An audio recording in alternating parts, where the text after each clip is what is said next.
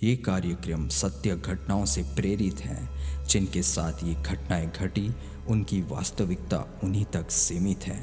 भूत, प्रेतों और असामान्य विषयों के होने पर चैनल कोई दावा नहीं करता और ना ही प्रोत्साहन करता है।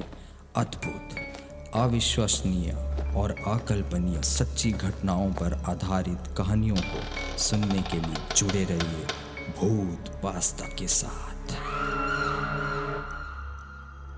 दोस्तों, प्रेत आत्माओं के बारे में तो आपने कई कहानियां सुनी होंगी, पर क्या ये हकीकत में होती हैं? क्या ये आप पर जानलेवा हमला करते हैं? आइए जानते हैं हम अपने इस अद्भुत कहानी में प्रेत आत्मा का प्रतिशोध। भारत को छोड़कर दुनिया में जगह जगह मानव रक्त पीने वाली प्रेत आत्माओं के अस्तित्व के प्रति दृढ़ विश्वास रहा है, जिन्हें अंग्रेजी में वैम्पायर कहा गया है। प्राचीन आसीरिया से लेकर कम्युनिस्ट खेमे वाले यूरोपीय देशों तक के लोग साहित्य और दंत कथाओं में ही नहीं, उत्कृष्ट शास्त्रीय साहित्य तक में उनके प्रति भरपूर भरोसा देखने को मिलता है और उनकी बहुतायत से चर्चा है। 16वीं सदी में अंग्रेजी के महान नाटककार विलियम शेक्सपियर ही नहीं, उसके बाद 18वीं और 19वीं सदी तक प्रबुद्ध लोग चुड़ैलों, भूतों और आगे के दो बड़े बड़े दांतों वाली मानव रक्तपापी प्रेत आत्माओं वैम्पायरों के प्रति दृढ़ विश्वास रखते हैं।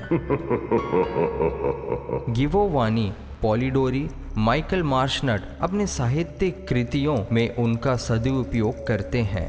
ये माना जाता था कि वैम्पायर रात में आकर जीवित आदमियों, खास तौर से बच्चों और स्वस्थ लोगों का खून पी जाते हैं।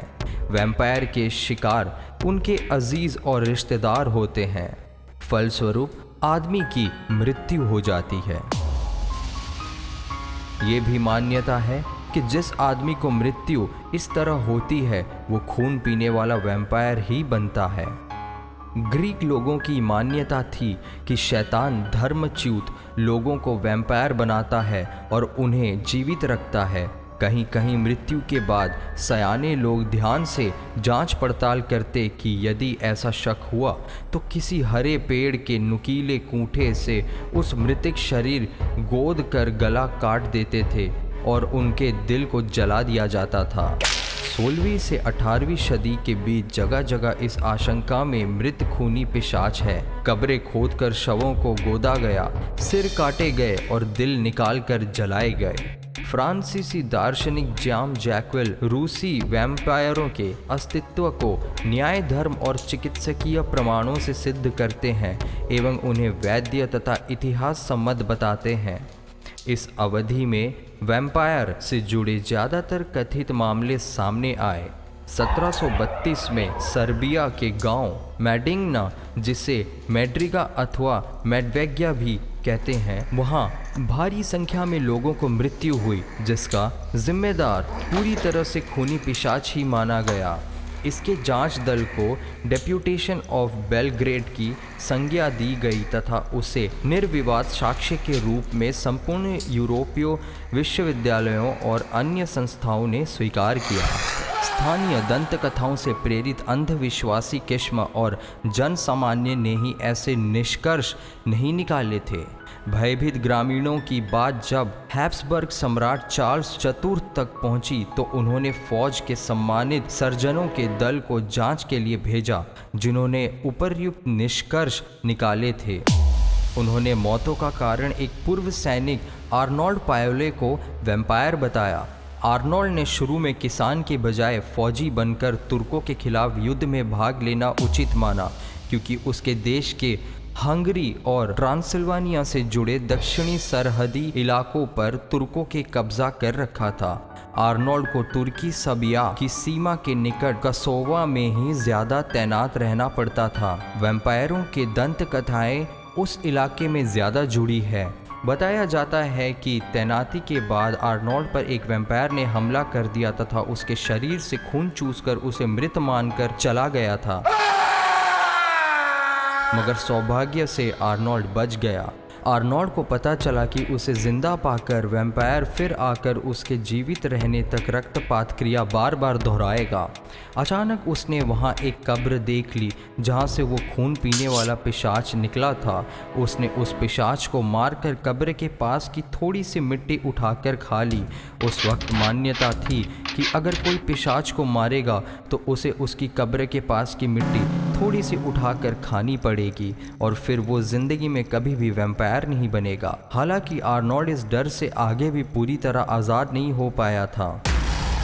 अपने वरिष्ठ अधिकारियों के रोकने के बावजूद आर्नोल्ड ने स्थल सेना की नौकरी छोड़कर उस पिशाच पीड़ित क्षेत्र से दूर हट जाना ही उचित समझा। नौकरी के दौरान की गई बचत से उसने मेडिग्ना में ज़मीन खरीदकर खेती करना शुरू कर दिया। अपने पड़ोसी खेत वाले की बिटिया गीता से शादी कर ली। गीता ने जब उसके बदन पर पिशाची निशान देखे तो पूछताछ करनी शुरू की। तब उसने सारा किस्सा बयान किया था। आर्नोल्ड को बराबर डर लगता रहता था कि वो जल्दी ही मर जाएगा। इत्तेफाक से उसके साथ एक दुर्घटना हुई जिससे आहत होकर वो अचेत हो गया और कई हफ्ते के बाद बेहोशी की हालत में चल बसा। लोग कहते थे कि वो घोड़ा गाड़ी से गिरकर या खुद ही उससे दबकर मरा था। उसको दफनाए जाने के बाद मेडिग्ना में बहुत से लोग रक्ताल्पता का शिकार होकर चल बसे। इस पर यह धारणा जोड़ पकड़ती गई कि आर्नोल्ड के पिशाच बन जाने के वे शिकार हुए हैं। बाद में सम्राट द्वारा नियुक्त जर्मन दल ने भी इस बात की तस्दीक की। तो दोस्तों, ये सुन के तो यही लगता है कि भूत पिशाच और वैम्पायर जैसे डरावनी चीज़ें सच्ची होंगी, पर सही बताऊं तो जिनके साथ घटी है ये बेहतर उनको ही मालूम होगा।